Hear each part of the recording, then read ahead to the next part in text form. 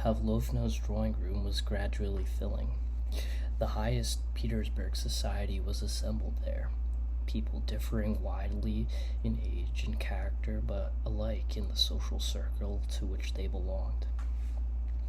Prince Vasili's daughter, the beautiful Helene, came to her father to the ambassador's entertainment. She wore a ball dress and her badge as a maid of honor. The youthful little Princess Bolkonskaya, known as La Femme la plus séduisante de Petersburg, the most fascinating woman in Petersburg, was also there. She had been married during the previous winter, and being pregnant did not go to any large gatherings, but only to small receptions. Prince Vasili's son, Hippolyte, had come with Morimont, whom he had introduced. The Abbé Morio and many others had also come. To each new arrival, Anna Pavlovna said, "You have not seen my aunt, or do you not know my aunt?" and very gravely conducted him or her to a little old lady wearing large bows of ribbon in her cap, who had come sailing in from another room as the guests began to arrive, and slowly turning her eyes from the visitor to her aunt, Anna Pavlovna mentioned each one's name and then left them. Each visitor performed the ceremony of greeting this old aunt whom not one of them knew, not one of them wanted to know, and not one of them cared about. Anna Pavlovna observed these greetings with mournful and solemn interest and silent approval. The aunt spoke to each of them in the same words about their health and her own, and the health of Her Majesty, who, thank God, was better today. And each visitor, though politeness prevented his showing impatience, left the old woman with a sense of relief at having performed a vexatious duty, and did not return to her the whole evening. The young Princess Bolkonskaya had brought some work in a gold-embroidered velvet bag. Her pretty upper lip, on which a delicate dark down was just perceptible, was too short for her teeth, but it lifted all the more sweetly, and was especially charming when she occasionally drew it down to meet the lower lip. As is always the case with a thoroughly attractive woman, her defect, the shortness of her upper lip and her half-open mouth, seemed to be her own special and peculiar form of beauty. Everyone brightened at the sight of this pretty young woman, so soon to become a mother, so full of life and health, carrying her burden so lightly. Old men and dull, dispirited young ones who looked at her after being in her company and talking to her a little while, felt as if they too were becoming, like her, full of life and health. All who talked to her, and at each word saw her bright smile and the constant gleam of her white teeth, thought that they were in a specially amiable mood that day. The little princess went around the table with quick, short swaying steps, her work bag on her arm, and gaily spreading out her dress, sat down on a sofa near the silver samovar, as if all she was doing was a pleasure to herself and to all around her. "I have brought my work," she said in French, displaying her bag and addressing all present. "Mind, Annette, I hope you have not played a wicked trick on me," she added, turning to her hostess. "You wrote that it was to be quite a small reception, and just see how badly I am dressed." And she spread out her arms to show her short-waisted, lace-trimmed, dainty gray dress, girdled with a broad ribbon just below the breast. "Soyez tranquille, Lise, you will always be prettier than anyone else," replied Anna Pavlovna. "You know," said the princess in the same tone of voice and still in French, turning to a general, "my husband is deserting me. He is going to get himself killed. Tell me what this wretched war is for," she added, addressing Prince Vasili, and without waiting for an answer, she turned to speak to his daughter, the beautiful Helene. "What a delightful woman this little princess is," said Prince Vasily to Anna Pavlovna. One of the next arrivals was a stout, heavily built young man with a close cropped hair, spectacles, and light-colored breeches fashionable at that time, a very high ruffle, and a brown dress coat.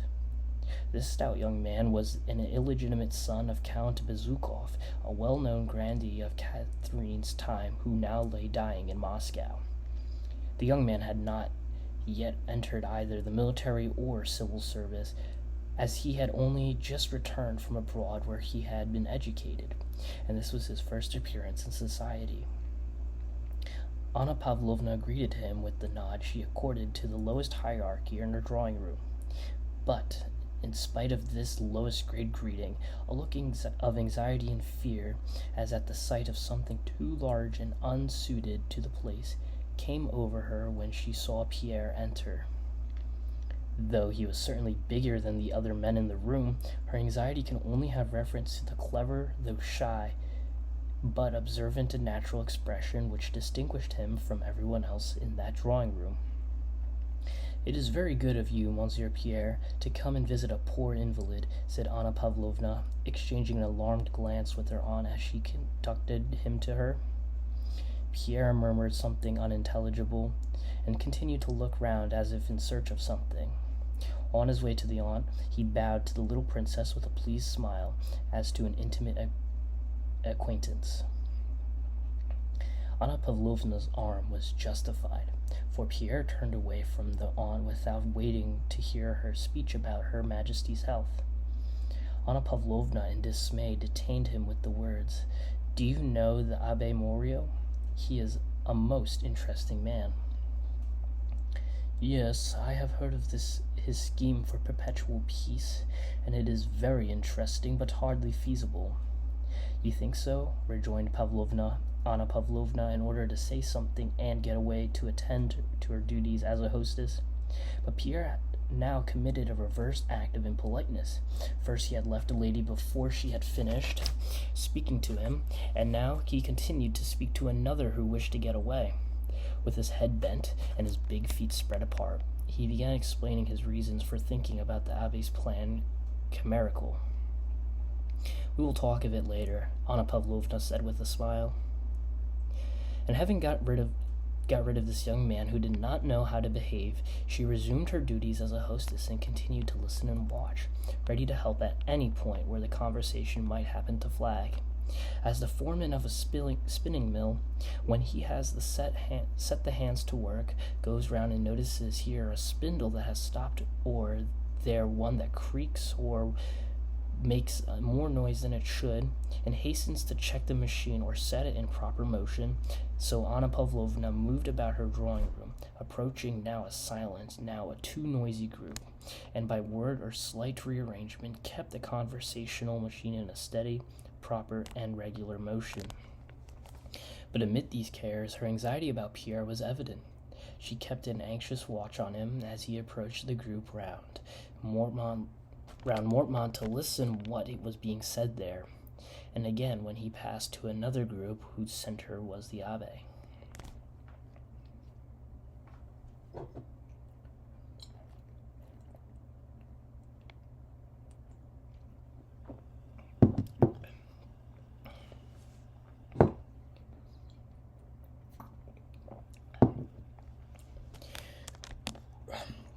Pierre had been educated abroad, and this reception at Anna Pavlovna's was the first he had attended in Russia. He knew that all the intellectual lights of Petersburg were gathered there, and like a child in a toy shop, did not know which way to look, afraid of missing any clever conversation that was to be heard. Seeing the self-confident and refined expression on the faces of those present he was always expecting to hear something very profound. At last he came up to Morio. Here the conversation seemed interesting, and he stood waiting for an opportunity to express his own views, as young people are fond of doing. Anna Pavlovna's reception was in full swing. The spindles hummed steadily and ceaselessly on all sides, with the exception of the aunt, beside whom sat only the one elderly lady, who, with her thin, careworn face, was rather out of place on this brilliant society, the whole company had settled into three groups. One, chiefly masculine, had formed round the abbey. Another of young people was grouped round the beautiful Princess Helene, Prince Vasili's daughter, and the little Princess Bolkonskaya, very pretty and rosy, though rather too plump for her age. The third group was gathered round Mortmont and Anna Pavlovna. The Vicomte was a nice-looking young man with soft features and polished manners, who evidently considered himself a celebrity, but out of politeness modestly placed himself at the disposal of the circle in which he found himself. Anna Pavlovna was obviously serving him up as a treat to her guest, as a clever maitre d'hotel serves up as a specially choice delicacy a piece of meat that no one who had seen it in the kitchen would have cared to eat. So Anna Pavlovna served up her guests.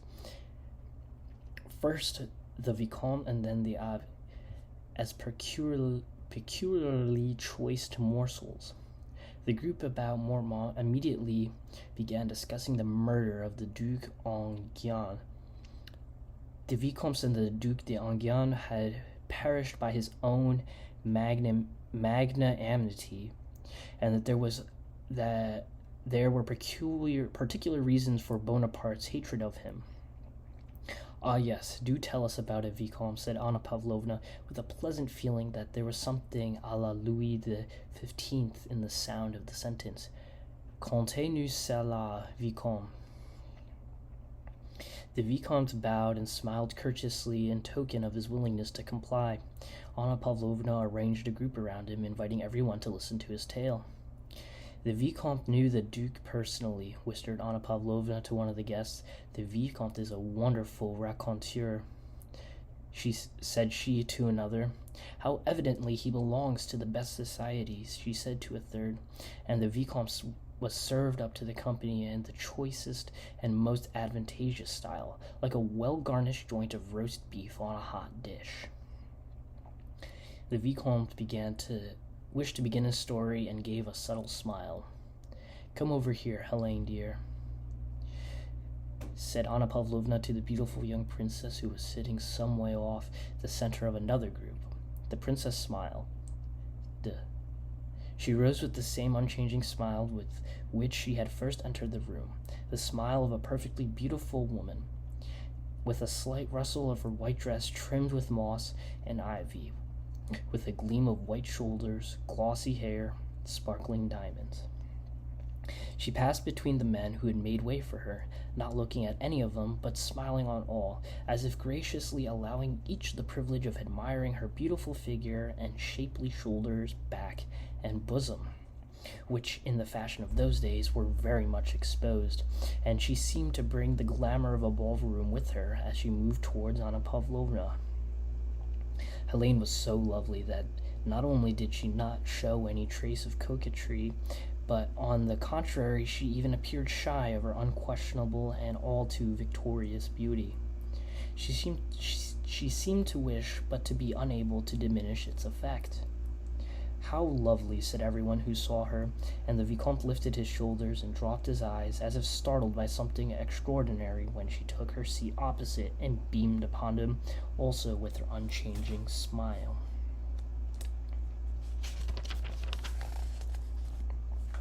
"Madame, I doubt my ability before such an audience," said he, smilingly inclining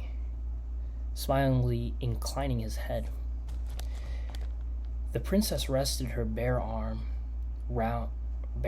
arm on a little table and considered her reply unnecessary. She smilingly waited. All the time the story was being told, she sat upright, glancing now at her beautiful round arm, altered in its shape by its pressure on the table, now her still more beautiful bosom, which she had readjusted a diamond necklace.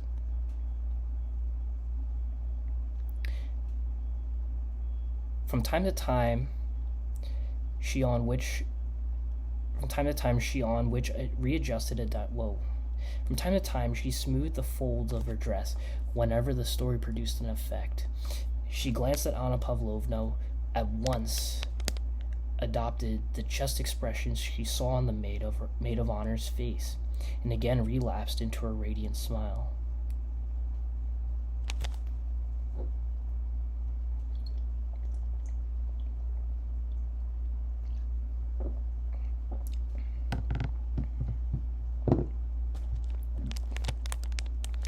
The little princess had also left the tea table and followed Helene.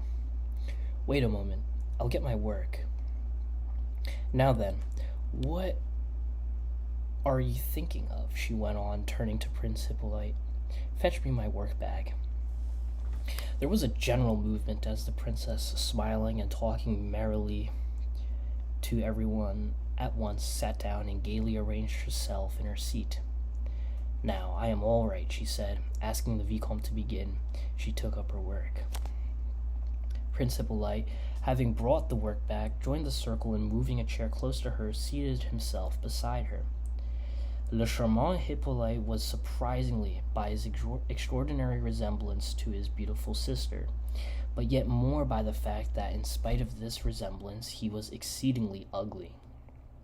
His features were like his sister's, but while in her case everything was lit up by a joyous, self-satisfied, youthful, and constant smile of animation, and by the wonderful classic beauty of her figure, his face, on the contrary, was dulled by imbecility and a constant expression of sullen self-confidence, while his body was thin and weak. His eyes, nose, and mouth all seemed puckered into a vacant, wearied grimace, and his arms and legs fell always into unnatural positions. "It's not going to be a ghost story," said he, sitting down beside the princess and hastily adjusting his lorgnette, as if without this instrument he could not begin to speak. "Why, no, my dear fellow," said the astonished narrator, shrugging his shoulders. "Because I hate ghost stories," said Prince Hippolyte in a tone which showed that he only understood the meaning of his words after he had uttered them. He spoke with such self-confidence that his hearers could not be sure whether what he said was very witty or very stupid. He was dressed in a dark green dress coat, knee breeches of the color of Crise de Nymphe Effrayée, as he called it, shoes, and silk stockings. The Vicomte told his tale very neatly. It was an anecdote, then current, to the effect that the Duc d'Enghien had secretly gone to Paris to visit Mademoiselle Georges, that at her house he became upon Bonaparte, who had also enjoyed the famous actress's favors, and that in his presence Napoleon happened to fall in one of the fainting fits to which he was subject, and was thus at the Duke's mercy. The latter spared him, and this magnanimity Bonaparte subsequently repaid by death. The story was pretty and interesting, especially at the point where the rivals suddenly recognized one another, and the ladies looked agitated. "Charming," said Anna Pavlovna with an inquiring glance at the little princess. "Charming," whispered the little princess, sticking the needle into her work as if to testify that the interest and fascination of the story prevented her from going on with it.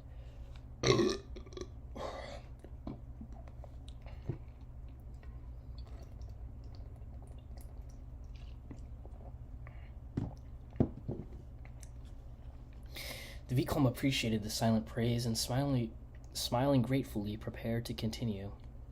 But just then Anna Pavlovna, who had kept a watchful eye on the young man who so alarmed her, noticed that he was talking too loudly and vehemently with the abbé, so she hurried to the rescue. Pierre had managed to start a conversation with the abbé about the balance of power, and the latter, evidently interested by the young man's simple-minded eagerness, was explaining his pet theory. Both were talking and listening too eagerly and too naturally, which was why Anna Pavlovna disapproved. "The means are the balance of power in Europe and the rights of the people," the abbé was saying. "It is only necessary for one powerful nation like Russia, barbaric as she is said to be, to place herself disinterestedly at the head of an alliance having for its object the maintenance of the balance of power of Europe.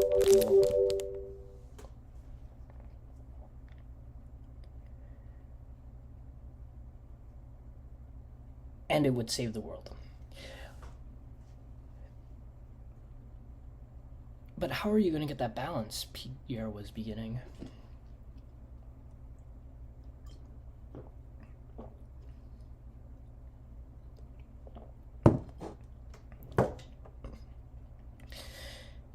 And at that moment, Anna Pavlovna came up, looking severely at Pierre, asked the Italian how. Would you like another PBR?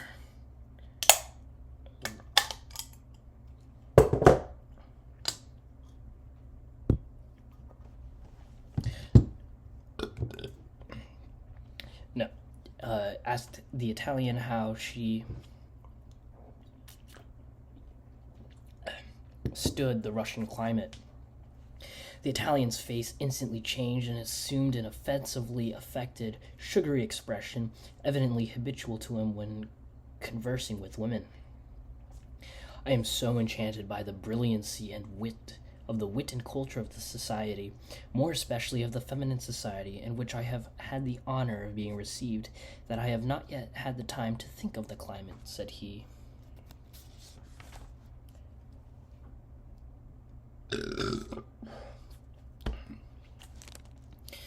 Not letting the Abbé and Pierre escape, Anna Pavlovna, the more conveniently to keep them under observation, brought them into the larger circle.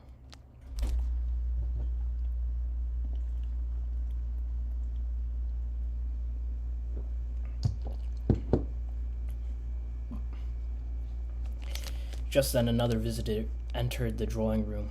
Prince Andrew Bolkonsky, the little princess's husband. He was a very handsome young man of medium height with firm, clear-cut features.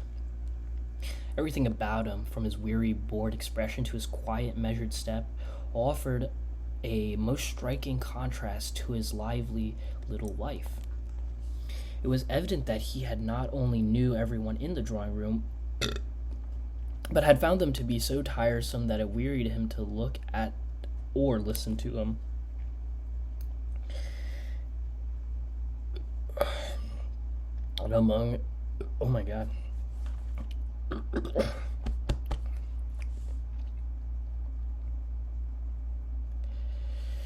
And among all these faces that he had found so tedious, none seemed to bore him so much as that of his pretty wife.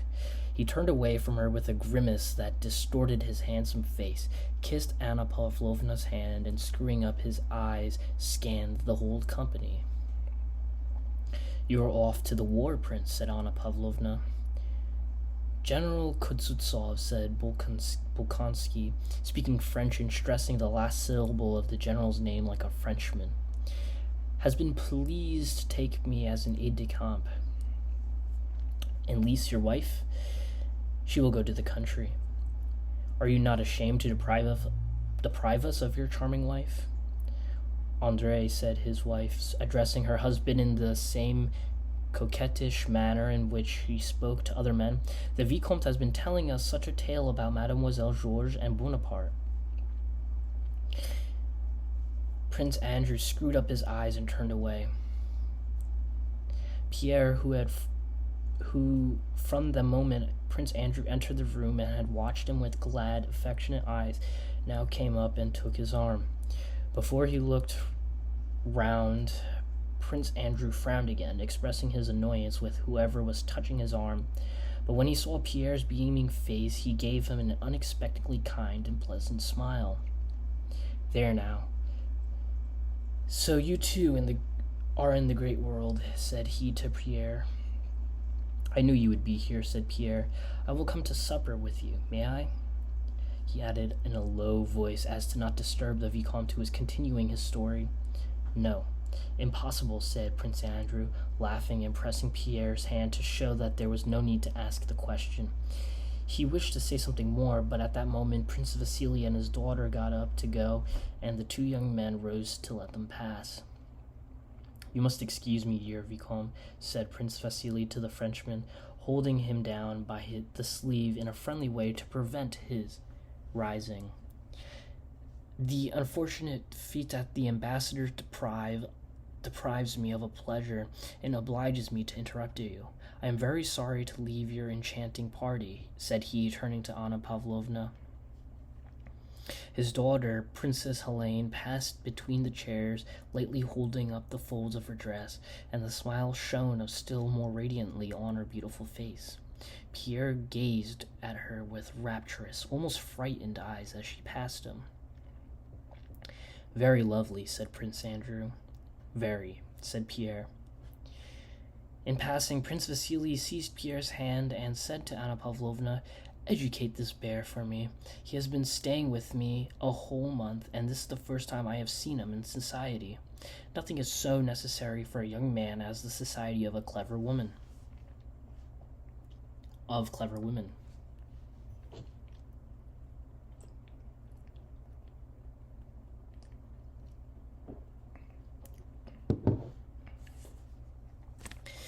Anna Pavlovna smiled and promised to take Pierre in hand. She knew his father to be a connection of Prince Vasily's. The elderly lady who had been sitting with the old aunt rose hurriedly and overtook Prince Vasily in the anteroom. All the affection of interest she had assumed had left her kindly and tear-worn face, and it now expressed only anxiety and fear. "How about my son Boris, Prince?" said she, hurrying after him into the anteroom.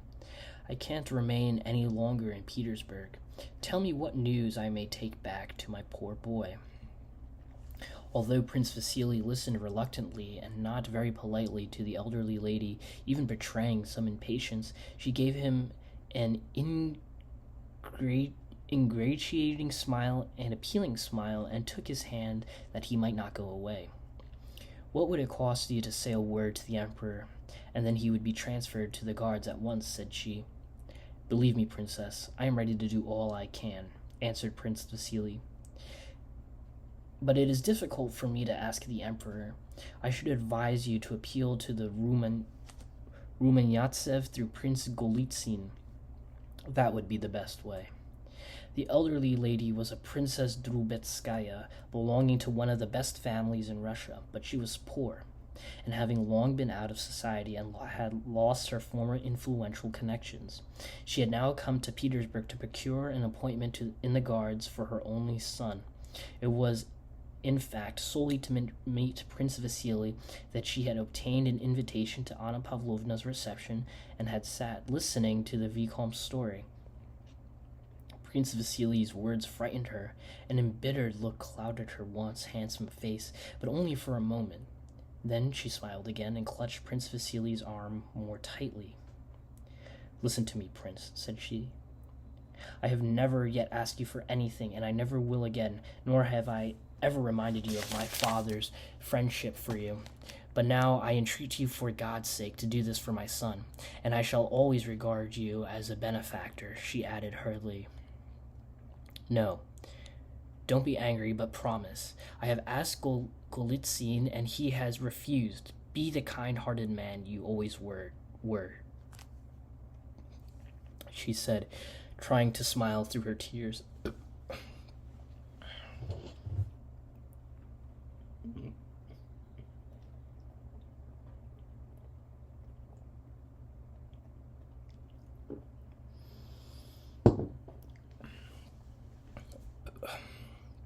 "Papa, we shall be late," said Princess Helene, turning to her beautiful head and looking over her classically molded shoulder as she stood waiting by the door.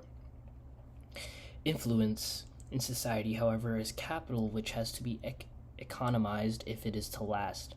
Prince Vasily knew this, and having once realized that if he asked on behalf of all who begged of him, he would soon be unable to ask for himself, and became chary of using his influence.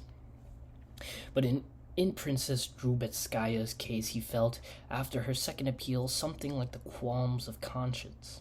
She had reminded him of what was quite true. He had been indebted to her father for the first steps in his career. Moreover, he could see by her manners that she was one of those women, mostly mothers, who, having made up their minds, will not rest until they have gained their end, and are prepared, if necessary, to go on insisting day after day, hour after hour, and even to make scenes. This last consideration moved him. "My dear Anna Mikhailovna," said he with his unusual familiarity and wariness of tone, "it is almost impossible for me to do what you ask, but to prove my devotion to you and how I respect your father's memory, I will do the impossible. Your son shall be transferred to the Guards. Here is my hand on it. Are you satisfied? My dear benefactor, this is what I expected from you. I knew your kindness." He turned to go. "Wait, just a word. When he has been transferred to the Guards," she faltered, "you are on good terms with Michael Ivanovich Kuznetsov. Recommend Boris to him as adjutant. Then I shall be at rest." And then Prince Vasily smiled. "No, I won't promise that. You don't know how Kuznetsov is pestered since his appointment as commander-in-chief. He told me himself that all the Moscow ladies have conspired to give him all their sons as adjutants. No, but do promise. I won't let you go, my dear benefactor." "Papa," said his beautiful daughter in the same tone as before, "we shall be late." "Well, au revoir. Goodbye. You hear her? Then tomorrow you will speak to the Emperor?" "Certainly. But about Kuznetsov, I don't promise." Do promise, Vasily," cried Anna Mikhailovna as he went, with the smile of a coquettish girl, which at once probably came naturally to her, but was now very ill-suited to her careworn face. Apparently she had forgotten her age, and by force of habit employed all the old feminine arts. But as soon as the princess had gone, her face resumed to its former cold, artificial expression. She returned to the group where the Vicomte was still talking, and again pretended to listen, while waiting till it would be time to leave. Her task was accomplished. "And what do you think of this latest comedy, The Coronation at Milan?" asked Anna Pavlovna. "And the comedy of the people of Genoa and Lucca laying their petitions before Monsieur Bonaparte, and Monsieur Bonaparte sitting on a throne and granting the petitions of the nations. Adorable! It is enough to make one's head whirl, as if the whole world had gone crazy." Prince Andrew looked Anna Pavlovna straight in the face with a sarcastic smile. "Dieu me le donne, gare à qui la touche. God has given it to me. Let him who touches it beware." Bonaparte's word at his coronation. "They said he was very fine when he said that," he remarked, repeating the words in Italian. "Dio mi l'ha dato, guai a chi la tocchi." "I hope this will prove the last drop that will make the glass run over." Anna Pavlovna continued. "The sovereigns will not be able to endure this man who is a menace to everything." "The sovereigns? I do not speak of Russia," said the Vicomte, polite but hopeless. "The sovereigns, madame. What have they done for Louis XVII, for the Queen, or for Madame Elizabeth? Nothing." And he became more animated. "And believe me, they are reaping the reward of their betrayal of the Bourbon case. The sovereigns, why, they are sending ambassadors to compliment the usurper."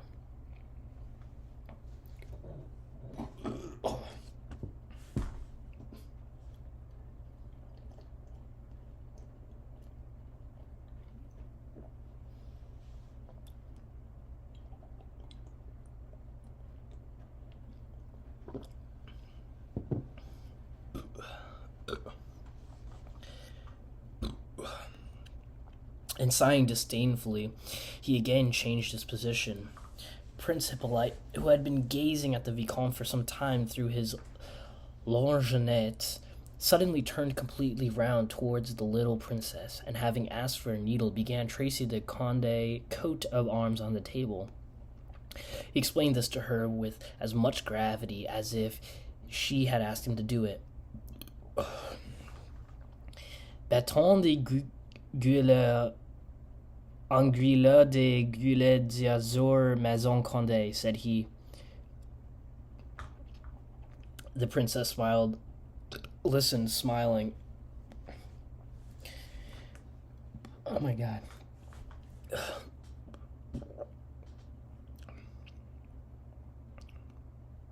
If Bonaparte remains on the throne of France a year longer, the Vicomte continued, with the air of a man who, in a matter with which he is better acquainted than anyone else, does not listen to others but follows the current of his own thoughts, things will have gone too far. By intrigues, violence, exiles, and executions, French society, good French society, will have been forever destroyed. And then he shrugged his shoulders and spread out his hands. Pierre wished to make a remark, for the conversation interested him, but Anna Pavlovna, who had him under observation, interrupted.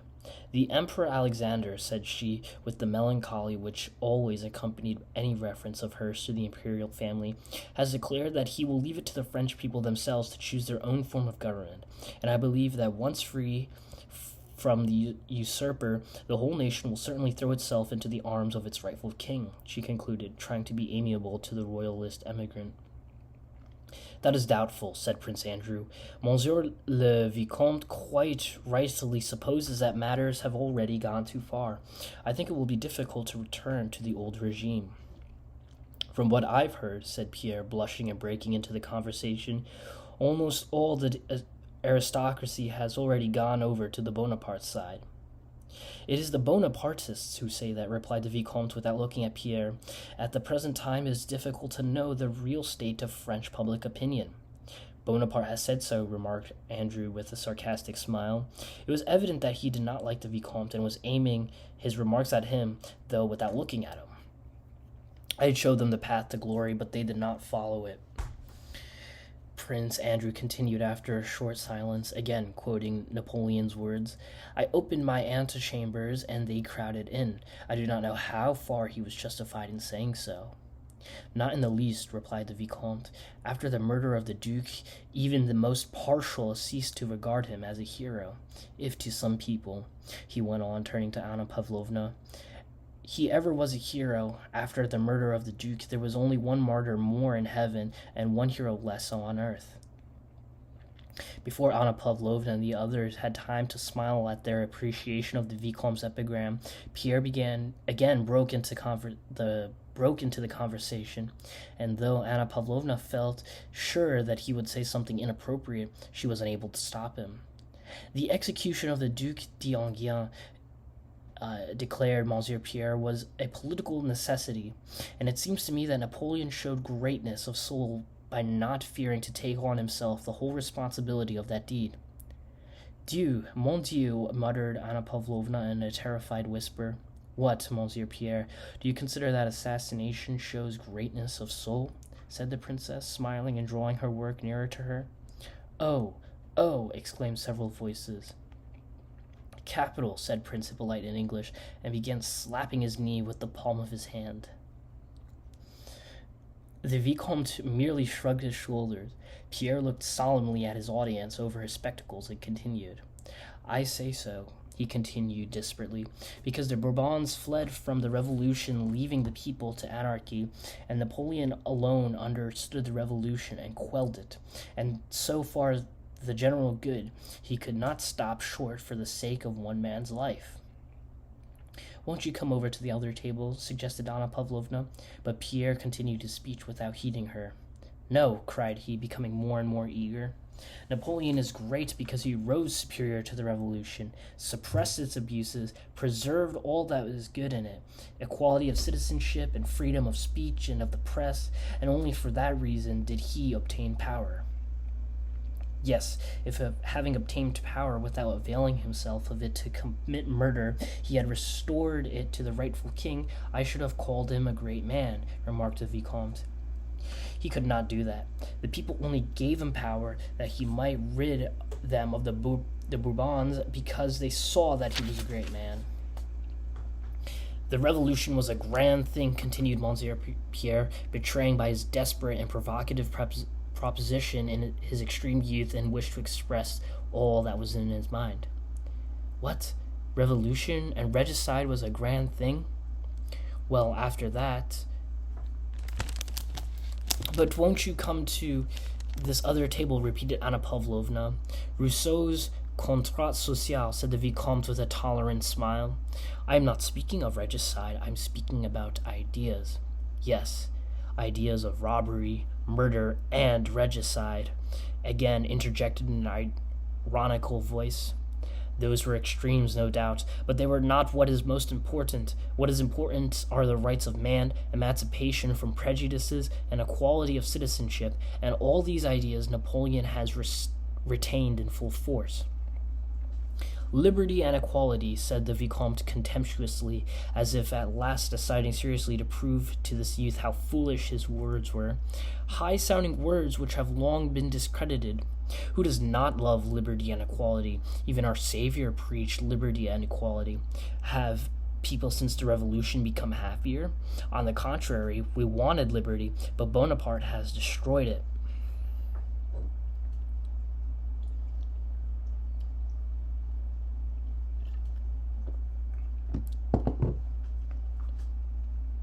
Prince Andrew kept looking with an amused smile from Pierre to the Vicomte and from the Vicomte to their hostess. In fact, the first moment of Pierre's outburst, Anna Pavlovna, despite her social experience, was horror-struck. But when she saw that Pierre's sacrilegious words had not exasperated the Vicomte and had convinced herself that it was impossible to stop him, she rallied her forces and joined the Vicomte in a vigorous attack on the orator. But, my dear Monsieur Pierre, said she, how do you explain the fact of a great man executing a duke, or even an ordinary man, who is innocent and untried? I should like, said the Vicomte, to ask how Monsieur explains the 18th Brumaire was not an imposture. It was a swindle and not at all like the conduct of a great man. And the prisoners he killed in Africa? That was horrible, said the little princess, shrugging her shoulders. He's a low fellow. Say what you will, remarked Prince Hippolyte. Pierre, not knowing whom to answer, looked at all of them and smiled. His smile was unlike the half-smile of the other people. When he smiled, his grave, even rather gloomy, look was instantaneously replaced by another, a childlike, kindly, even rather silly look, which seemed to ask forgiveness.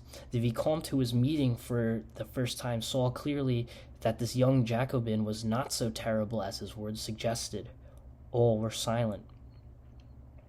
How do you expect him to answer you all at once, said Prince Andrew. Besides, in the actions of a statesman, one has to distinguish between his acts as a private person, as a general, and as an emperor. So it seems to me. Yes, of course, Pierre chimed in, pleased at the arrival of this reinforcement. One must admit, continued Prince Andrew, that Napoleon, as a man, was great on the bridge of Arcola, and at the hospital at Jaffa, where he gave his hand to the plague-stricken, but there are other acts which it is difficult to justify. Prince Andrew, who had evidently wished to tone down the awkwardness of Pierre's remarks, rose and made a sign to his wife that it was time to go. Suddenly, Prince Hippolyte started making signs to everyone to attend and asking them to all be seated, began. I was told a charming Moscow story today, and I must treat you to it. Excuse me, Vicomte, I must tell it in Russian or the point will be lost.